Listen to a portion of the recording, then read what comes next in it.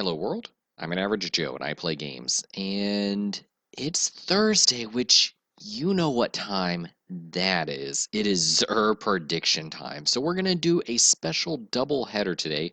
We're going to do Zer predictions, and then we're going to talk about the House of Wolves exotics and which ones you should buy if Zer brings them tomorrow.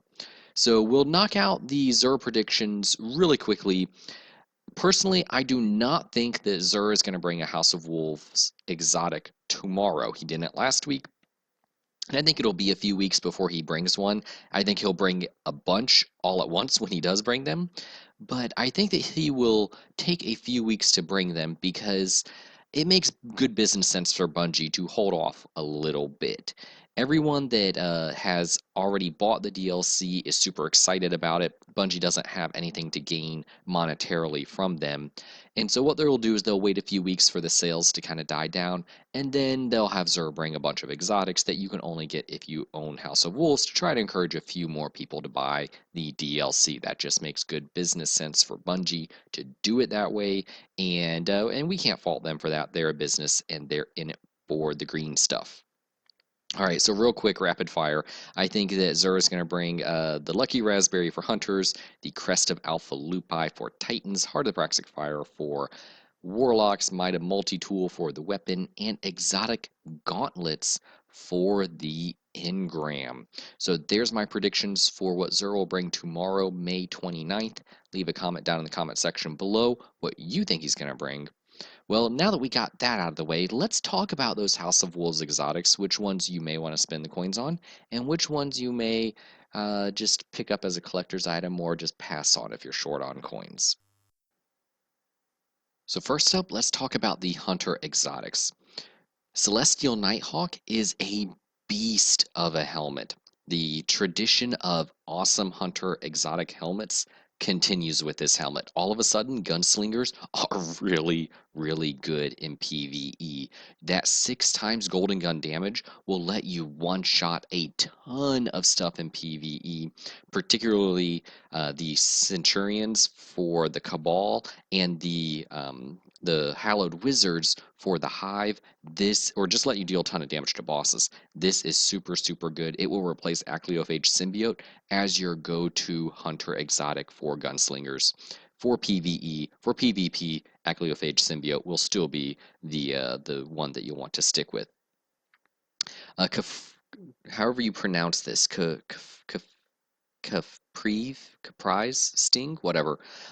So this one is okay. It basically gives you the Stalker ability, so that lets you take Encore or Hungering Blade for your last tier of your perk tree, which may be okay, maybe not. I do like the increased reload speed with any primary weapon. That is very nice. But the backstabbing people 4 times the damage, yeah, you can one-shot people in PvP with that, but I think it's really situational. I think that this is a weaker exotic. This would be a collector's item buy or a pass. I wouldn't really spend your coins on this if you don't want to. The same really goes with the Bones of AO.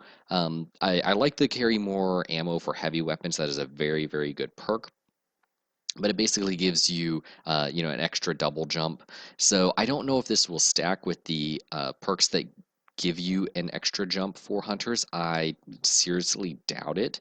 I think that it will allow you to, it'll basically give you the double jump perk for free, or the extra jump perk, the triple jump perk for free, and it would allow you to take the jumping. The better control for jumping, whatever that particular perk is called. So again, I think this is a relatively weak exotic, and you want to stick to one of the more powerful hunter exotics on tap. And next up, we have the Titan exotics, and for once, Titans did not get the best exotics, which makes me a little happy. I'll admit I have Titan exotic envy most of the time.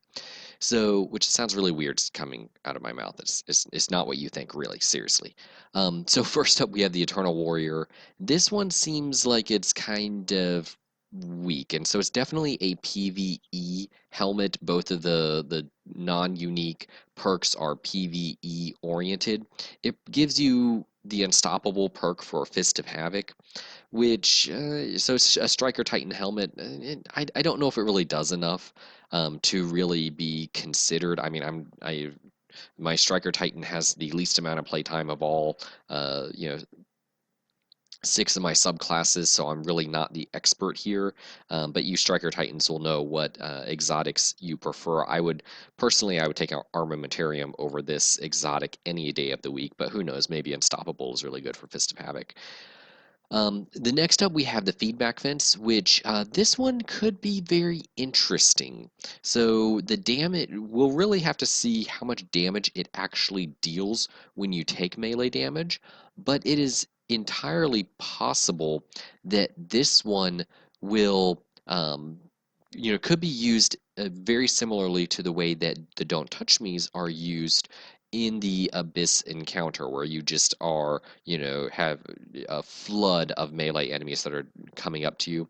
What I do like is how synergistic the perks on this particular pair of gauntlets are. It gives you the increased melee attack speed, which you're going to want because if enemies are attacking you with melee, you will be attacking them. And it will also you give you the more super energy from melee kills, and so as you beat stuff to death, you will also be able to kill stuff or get your super up better. I do like that this is a subclass neutral exotic, so you can use this as a defender or as a striker. Excuse me, I'm recovering from a cold, so suppressed a cough there. The other thing that this particular pair of gauntlets may be used for is to win melee battles in PvP. And so, as you know, it takes 2 melee hits to kill somebody. So I really wonder if, with the feedback fence on, if you punch somebody and then if they punch you, will the feedback kill them? I don't know. If you have these gauntlets, let me know in the comment section below if that's been your experience. If that's the case, these may actually be pretty good in PvP because you can get up in people's faces and you are going to win those battles. That is, of course, if they don't have Felwinter's Lie. Last up, we have the Peregrine Greaves. These are not worth it at all. So they do let you carry more heavy ammo or more ammo for your heavy weapons, which is great. But shoulder charge deals bonus damage when activated in the air. This is a very, very niche perk. It's not a PvP oriented perk at all because shoulder charge one-shots people in the Crucible. So what are you really dealing bonus damage to? I don't know if you want to like, shoulder charge wizards maybe, if that's your thing. But why would you want these? Why would you want these over uh, the Armamentarium or Helm of Saint 14 or the Ruin Wings? Why would you want these? I don't know. Please don't buy these if Zer brings them tomorrow. Just don't. And last up, we have the Warlock Exotics. And sadly, Bungie has continued the trend of giving Warlocks the worst exotics that are just cheap knockoffs of every other class's exotic. So first up, let's talk about the Ram. Now, the Ram is one that may be interesting. And it really depends on how truthful the product description actually is. And as you know, sometimes the product label on these things is not exactly accurate. So the increased armor, it'll all depend on how much it actually increases your armor if the effect is actually felt. But it's that second piece that all Voidwalker melees trigger lifesteal on hit. This could be very good if it really is all Voidwalker melees. If it only gives you the lifesteal perk, this thing is not that great because lifesteal is, in my opinion, the best Voidwalker melee ability anyways. The the ability that gives you more super energy isn't that good. It's very situational. I'd much rather have the survivability of lifesteal to be able to, kill an enemy using uh, my melee attack. When I have full melee energy, that is, and use the energy drain to, restore a portion of my health. It's not quite as good as Scorch, but it's a decent stand-in. If I can do that every time that I hit somebody, oh my goodness, this is going to be amazing. Will it be better than Obsidian Mind? It's hard to compare the two because this would be a very defensive oriented helm, and Obsidian Mind is a very offensive oriented helm. If the RAM works as advertised, this would actually be a very good exotic, a must buy, and it would open up a new playstyle for Voidwalkers. Purifier robes, this one is a little interesting because the perks on it are actually not chest armor perks. These are actually glove perks. I actually tweeted Planet Destiny to ask them if their database was wrong, and they said it wasn't, but we'll see if these are the correct perks or not. If you have the Purifier robes, let me know. But the activating radiance disorients nearby enemies. This is a knockoff of Helm of Saint 14. Helm of Saint 14 is strictly better than Purifier robes in every way possible because the disorienting effect of Helm of Saint 14 lasts the entire time that you have the bubble, whereas the Purifier robes only impacts the enemies around you when you activate the radiance. And so what you do not get is the zoning effect that the Helm of Saint 14 gives you. So for example, you can drop your bubble in front of a spawn location and every enemy that walks into it is going to be disoriented, or you can shut off a doorway or a hallway or any area, and as long as that bubble stays up with the Helm of Saint 14, enemies that walk in there are not going to be able to get through it. You don't get that effect of the Purifier robes, so it is strictly worse than Helm of Saint 14. I'm not impressed with these robes. I know a lot of people are stoked about these. I would much rather have the Heart of the Praxic Fire, which gives me increased grenade output, increased scorch output while I'm under my radiance, than I would the Purifier robes. The Nothing Manacles, these are interesting. So, and the strength of these really depends on how aggressive that tracking is that it adds to the scatter grenade. Scatter grenade is really one of the weaker grenades, but overall the Voidwalker grenades are weak to begin with.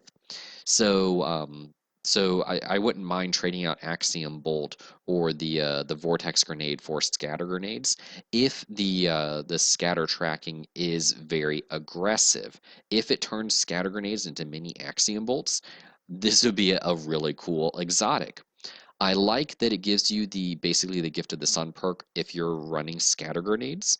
If it does, this may come, or if the tracking is aggressive, this may compete with Voidfang Vestments for PvP. Excuse me. For PvE, you want to be running Obsidian Mind or the Ram. I do not think that this would compete with them. But again, I will complain that the Nothing Manacles are strictly worse than Armamentarium, which gives you an extra grenade regardless of the grenade type you use. Now Warlocks have two Armamentarium knockoffs, the Sunfire Protocol, and now the Nothing Manacles. When are we gonna get good exotics? As I shake my fist at the proverbial Bungie gods in the sky. Well, there you guys have it. That is my review of which exotics you should buy tomorrow if Xur brings House of Wolves exotics. And oh, by the way, I should have mentioned this up front, but I didn't. I only reviewed the armor today because if I remember correctly, the weapons you can only get through the exotic bounties that drop through Prisons of Elders. At least that's what I heard. Correct me if I am wrong on that. Well, there you guys have it.